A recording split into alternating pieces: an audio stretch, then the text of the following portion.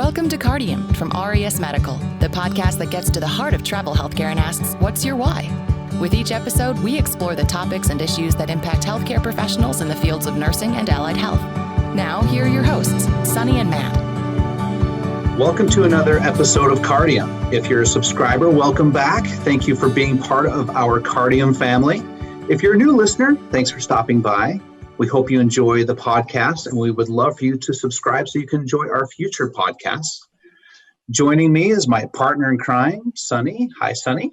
Hello, how are you? I'm doing really well. We are not in studio today because we are still socially distancing from each other. So I can hear you loud and clear. You sound great. Thanks. You know, Sunny, we've been talking about this podcast for a little bit, because it's kind of a topic or subject that's near and dear to our hearts personally in our family lives. You know, and I think this will be a podcast that people are interested in because it's a little bit different than what we spoke a lot about, a lot of serious things in the industry and that kind of stuff. But this is kind of a fun one to talk about a different type of partner in crime when it comes to traveling.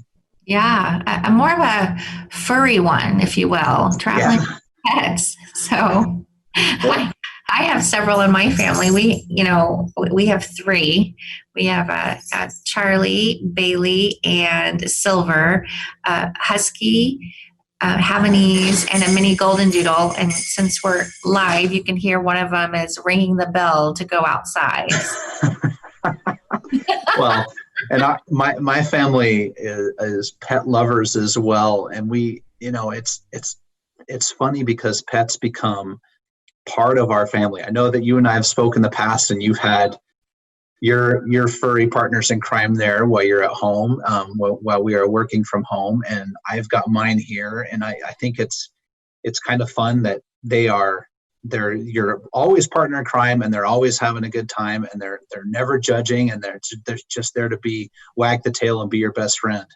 Yep. And they always know when you need a hug and some love. So that's always great.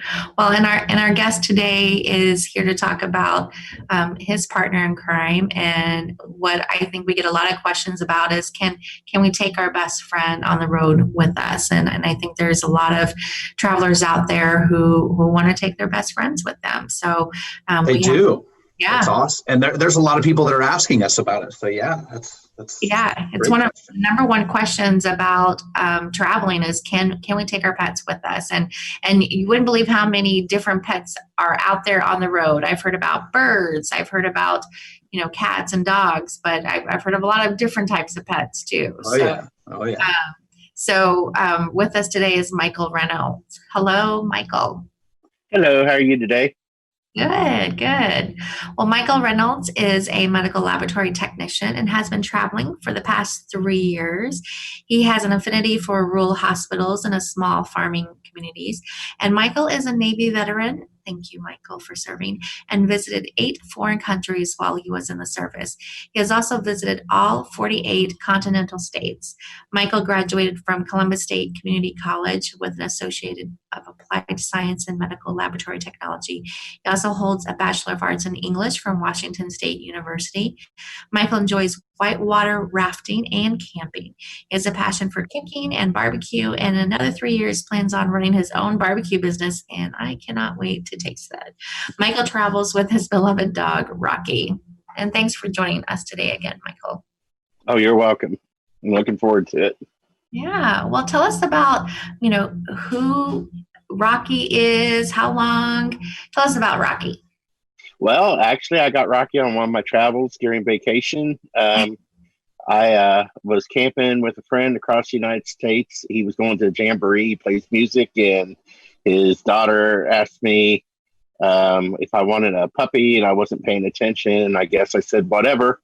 So the next day, here she walks up to me with the puppy, and I've had him ever since, which is a little bit over 11 years now. So I got him on vacation, and he's still traveling with me. Oh, and what kind of dog is Rocky? He's a Rottweiler Lab with some Shepherd. He's really tall. Oh, geez. So he's a big dog. Oh, 79 pounds. Oh my gosh. And so, and That was just last month when he got weighed for his heartworm pill.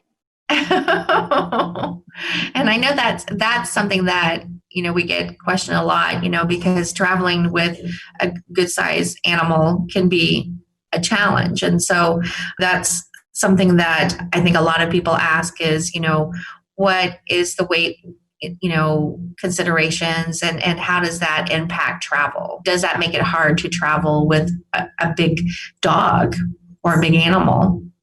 Well, it definitely gives you your challenges, because first of all, most hotels don't like dogs. And the ones that do, they like them to be under a certain weight.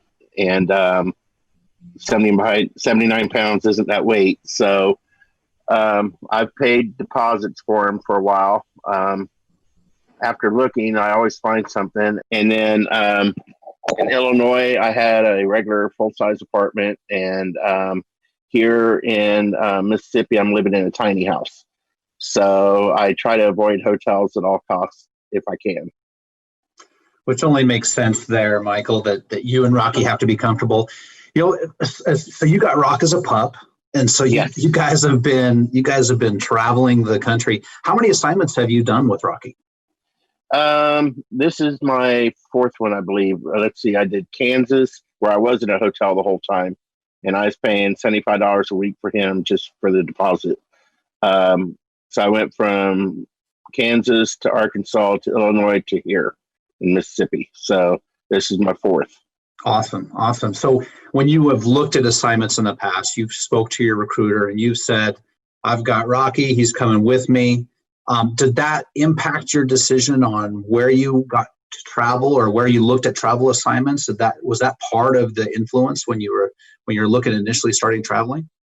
Absolutely. First of all, I only like rural hospitals. I mean, I've worked in large hospitals and, that's fine for people who like that. But I love agriculture. I love farming communities. And I always work nights, third shift.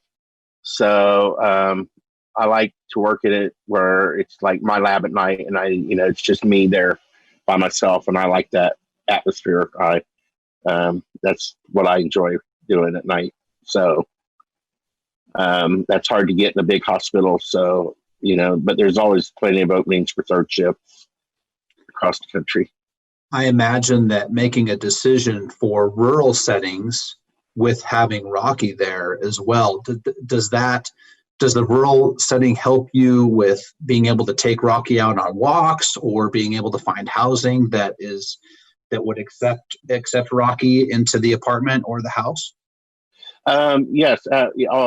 Yeah, definitely. Because anytime, even in Rochelle, Illinois, where I was, it was only like maybe 30,000 people. But everywhere I went, they wanted a year's lease, pet deposit, and everything else. Whereas in small houses, in small towns, I can almost always find private landlords who have here, like I said, I live in a tiny house. And in Arkansas, I lived in a efficiency. So they're not making me sign long-term leases. They meet my dog personally. He's friendly. He loves people. And he doesn't, he's not destructive. I mean, I've had him, like I said, going on 12 years. He knows what he's supposed to do. And my biggest problem is him just walking up to people thinking everybody likes Rocky. Yeah, I can imagine that there's a lot of things to think about. And I think housing is probably the biggest question. When we were initially talking about introducing you, the housing considerations is the follow-up conversation to when people ask if they can travel with their pet. And, Sonny, you and I have fielded those questions as recruiters in the past. And I think that that's probably the biggest thing that we've seen is that what is going to be the acceptance of a pet, and Rocky's near 80 pounds. So obviously you've been able to find solutions there on your 4 assignments, Michael. And then the liability too. So what is the liability that you have to take on as well, if you want to talk about that too? His worst problem is he sheds. I mean, he doesn't destroy nothing. He doesn't tear anything up. He's got a friendly demeanor. He barely barks. I mean, usually when he barks, he's either trying to tell me something like he wants out, or if somebody comes to the door or something, he'll go off like a, dog does. But he's quiet, so I don't have that issue. And I mean, he's a very well behaved dog, so I don't have a lot of issues. He can hold it for like 14 hours easy. I used to work 12-hour shifts. Well, most of the time I do, and he can hold it forever. He won't drink water while I'm gone or anything. So, I mean, he's kind of trained himself. He's helped me a lot. Now, I think depending on the agencies, for those that are listening, some travelers, if they are having to find housing, they do have to pay for the pet deposit. They have to sign liabilities for apartments, just as if you were not a traveler. Is that correct? The way I go about housing is, first of all, I like small communities. And even out in Idaho, where I work full time in Washington State, I lived in a very small community. It was a farming community. And the way to find housing is to go through the community itself for me. I mean, I always go. In Dirks, I seen local people remodeling a house. They told me, go to the post office. I mean, Dirks is like 3,000 people. I went to the post office. They had a listing. I contacted him, let him meet my dog. Same day I was moved into the apartment. In Illinois, it went to a private, one of those community flyers. It was like small community. I met the landlord. The next day I was moved into the apartment. And here, I got down here and I slept in my truck the first night because I wasn't going to pay a hotel deposit for the dog. They wanted a $100 deposit for the dog. And I went, no way. I said, I'll sleep in my truck. And I did. And the next day I went to this little gas station, and the lady who owned the gas station, it was her niece, and she had rental properties. And the same day, the next day I was in this tiny house, and I'm still here about 8 months later. So, I mean, I always try to go through the community because they know people. I don't go through any type of rental agencies. I don't even look in the newspaper hardly. I do it all by foot and mouth. That's a great story. And I think it really shows that you have to be creative when you're traveling with pets. It's an extra consideration, and the recruiter won't always be able to help you, especially when it's in a rural community. You kind of have to be your own advocate for traveling with a pet. I'm curious, Michael, because there's a lot of our Cardium family, the listening audience here, that will be curious about what are some of the steps that you take when it comes to caring for Rocky. I know you and I, before we came on board here to record, we were talking about some of the veterinary considerations that you've had to have. So when you take an assignment, how do you go about making sure Rocky gets cared for medical stuff and all the other considerations when it comes to him? Well, I haven't worked in a lab yet that didn't have people who love dogs. So I just usually ask people in the lab which vets they recommend. And even from Kansas all the way down, I've been able to find a good vet for Rocky. And I really like the one here in Mississippi. They've been excellent. They helped him recover from a torn ACL that he had in Illinois. And he's running back at running almost full speed now. And I mean, for 11 years old, that's pretty good. I mean, he flies up to the neighbor's house every day because she has a hot dog waiting on him. So every morning, as soon as I open the door, he heads straight to her trailer because he knows there's a hot dog. And I mean, he flies. Oh. So for folks that are looking to travel, whether it be with a dog or a cat, do you look for, when you get into town, get settled into your house, do you find a vet in case you need to locate someone, or do you kind of determine, hey, Rocky's due for his shots, or the ACL incident that you were mentioning there? Obviously that was something that was a surprise to you, but when it comes to the towns that you consider, the assignments that you consider, do you look for a vet right away, or is it kind of as a needed basis? Oh, I find a vet as soon as I get here because he goes to the vet regularly. Plus, I like to board him at a vet. If I want to take off for the weekend, he does, one of his major shortcomings is he hates to ride in a vehicle. He wants to go. He'll, go around in circles excited, but as soon as he's in the truck, he won't lay down. He wants to walk all over the truck, and he'll fall forward into the windshield and fall into me and everything else. So finally, I've got a prescription for trazodone that I'll give him like an hour before we leave, a half a tablet, and it's, it makes him lay down. But I always find a vet right away. And the other nice thing about being in small rural farming communities is you always have some good vets around, because they're taking care of livestock, and they've had clients for years. So I've never had a problem finding a good vet. That's great. I think that's, again, for the folks that are looking out there listening, that are looking to travel with a pet. I think coming from someone that's gone on 4 assignments, had to find housing, and considering that Rocky is a senior dog, making sure that the vet is a priority for you. It sounds like you really are taking care of your buddy there. Michael, I wanted to back up a little bit, because I think it's interesting for the audience to understand what was the decision, because you've had Rocky for almost 12 years.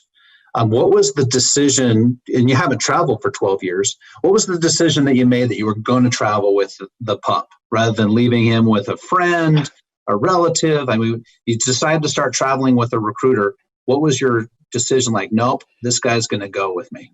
Well, honestly, it's like a back road there. I had worked out in Washington State almost 15 years at a small rural hospital, 25-bed hospital, OB and everything. And I'd quit in February of 2017 to open my barbecue business.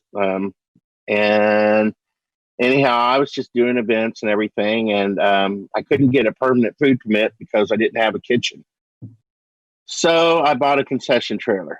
Okay. And that just flipped my life upside down, because I bought the concession trailer one day, had a permanent food permit to go anywhere in the state of Idaho the next. And when I went to get the title for it the next day, the VIN number on the title did not match the VIN number on the concession trailer.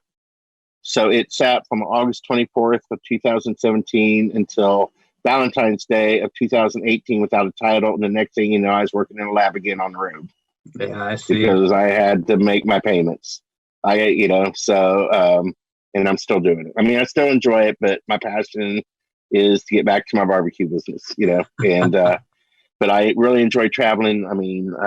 I think I've enjoyed traveling from the day they put me in a car from the hospital, and, I will just keep traveling until I go back to my business. I have no intention of settling down full time anywhere. So was it ever a choice that Rocky was not going to go with you, or no, he was going with me, or I wasn't going to go. It was that simple. I would have found another job doing something else if I couldn't take Rocky. He's a forever dog. He's not getting put off now at his age to somebody else and then wonder what he did wrong.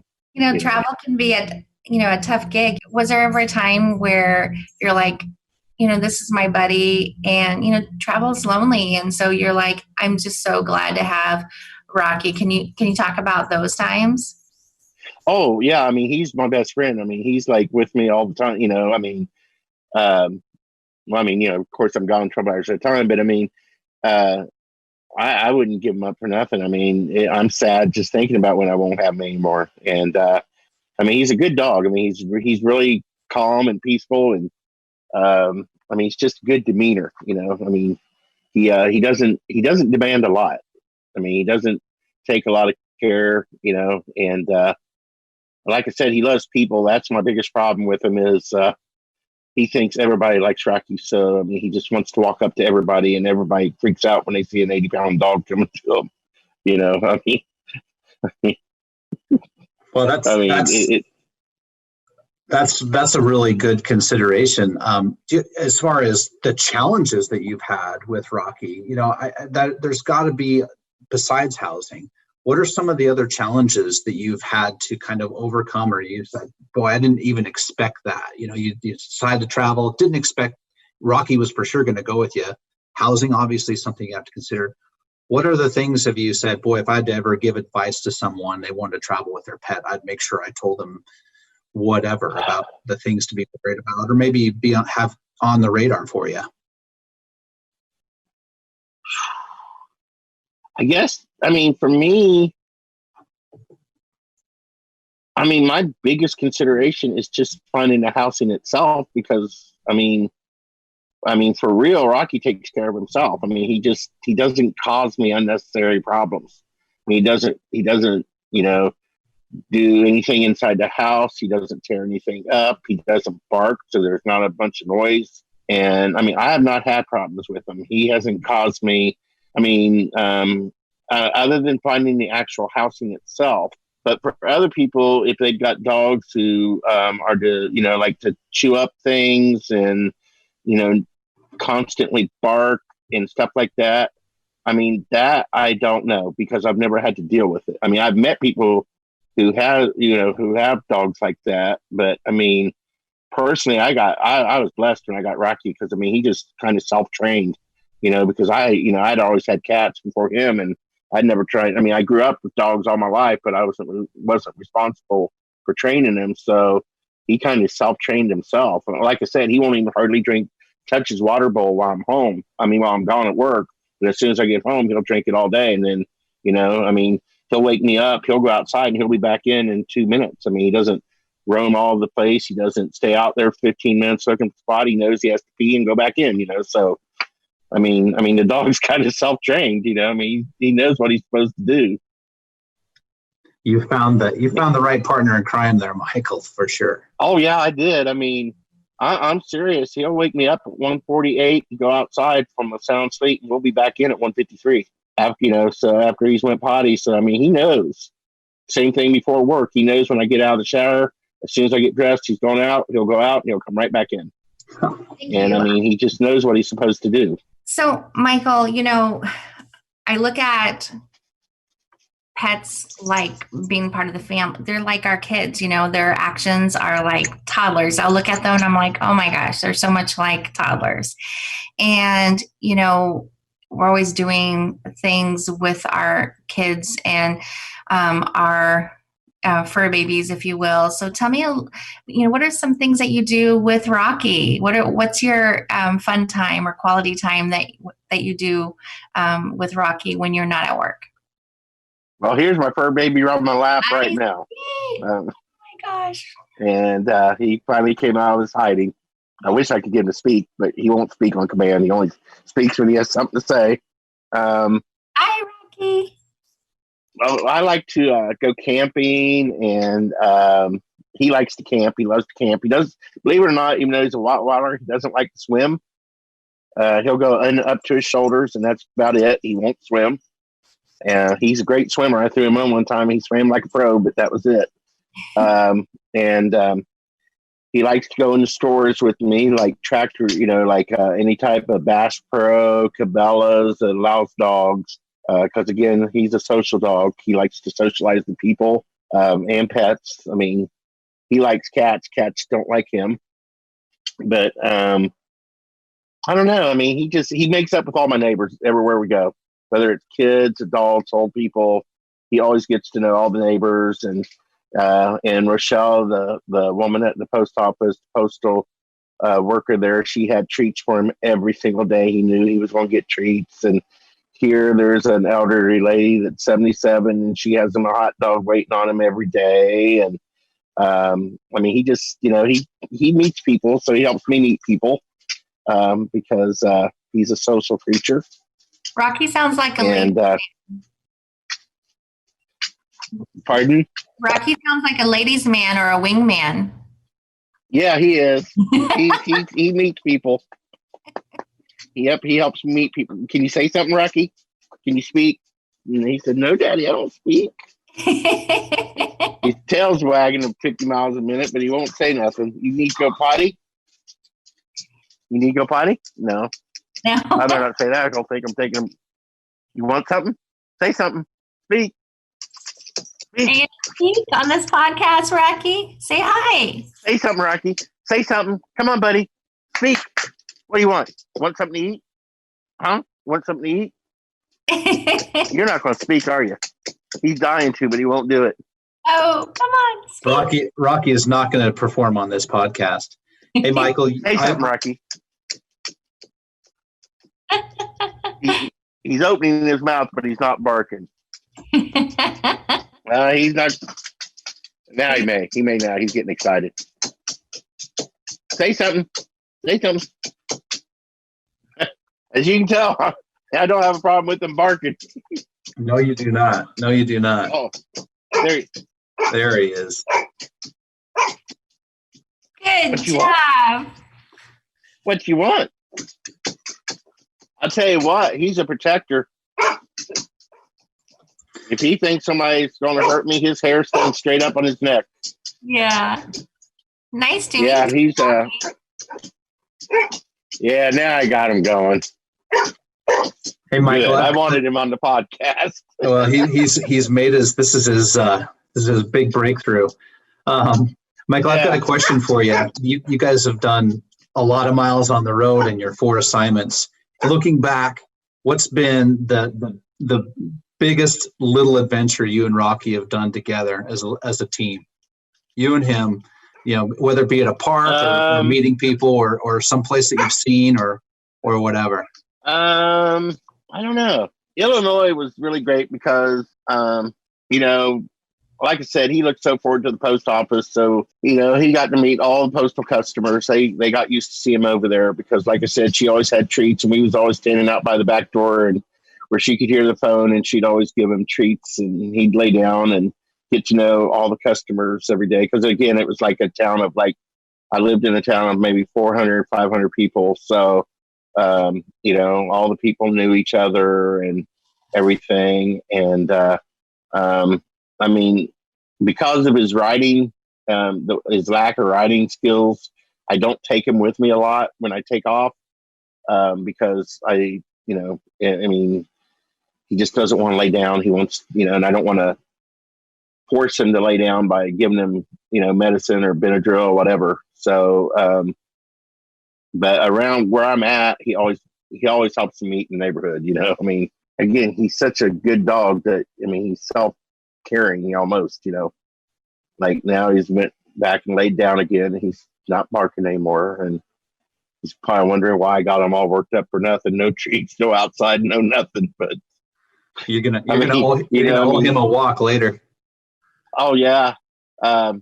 He has 6 different types of treats. I rotate him. I go to Costco and, I get almost all of his treats from Costco's or Sam Club. I'm a member of both. So he gets the good treats and, he has 2 separate beds, big, large dog beds. And, he rotates. He'll get up one bed, walk over and lay down in the other bed and, vice versa. And he'll get his treats and I'll rotate him. And, so, he's spoiled rotten. And the dog's spoiled. Nothing wrong. Seriously spoiled. Love it. Love it. And he's soft. That's what everybody says. Everybody, even the vet, talks about how soft his fur hair is. It's just like cotton or something. I don't know why. From the time I've got him till now, he's just like a cotton ball. Just soft. Aww. Thank you so much for sharing your experience with Rocky. But one of the most important things that we like to do at the end of our show is we talk about why we do the things that we do. And it's really the core of who we are. It is giving our why. And I want to ask you, why do you do what you do? What's your why? Well, I've done this for 28 years, so I enjoy the challenges. And personally, like I said, for me, it's a big thing to work at night. I like it, to be just like in kind of like my lab at night. I don't, I'm not into assembly line products, where you have, thousands, hundreds of specimens coming down the line. I like to, do all the maintenance at night. I like to have the contact with the nurses and ER and everything. And, it's just like Tuesday night when I worked, the ER doctor called me up and said, Michael, we're having an ice cream party to get through this night. Come down. You know, I mean, those are the type of atmospheres I like. It's more like a family atmosphere. And I really enjoy that. I mean, I like that. You know, that's what I've always liked. And I've worked 28 years. I've probably worked nights 27 or more, you know. So, I mean, I've worked in larger hospitals, and I look back and try to figure out how in the world I did third shift by myself in a 160 bed hospital. I did that for 3 years. I'm still trying to figure out how I managed that one. I never even thought about it. Of course, I was a lot younger then. That was a long time ago. But I was thinking, wow, that's a lot of beds. Not to have anybody in the lab at night but me. But I just enjoy it. I mean, it's a nice profession, and traveling. There's always places short. There's such a shortage of med techs everywhere in the country. Schools are closing down, and it's getting worse by the year. People are retiring, and I'll be retiring in a few more years. And you know, so I don't know. I don't know how to describe it other than the fact I just like the work and, you know, the atmosphere. Thank you for sharing that. Michael, I wanted to say that it's been great talking to you today. I know Sonny and I really enjoy talking to you about you and Rocky and your adventures on the road. I hope you get a few more assignments before Rocky gets to retire. I hope you guys get to see a bunch more places. So thank you for coming on board. Yeah, well, I appreciate it, and I've enjoyed it too. Well, we love to hear from everyone who's listening. So please drop us a review and let us know what your thoughts are on today's topic or anything else. And thanks again for listening to Matt and I on Cardium. Thanks, Matt, again. Bye-bye, everybody. Bye, everyone. You've been listening to Cardium from Aureus Medical with your hosts, Sonny and Matt. We're the podcast that gets to the heart of travel healthcare. To subscribe, access show notes, or to learn more, visit cardiumpodcast.com, CARDIUM podcast.com. Or wherever you're listening, be sure to rate us, review, and subscribe. Thanks for tuning in. Until next time.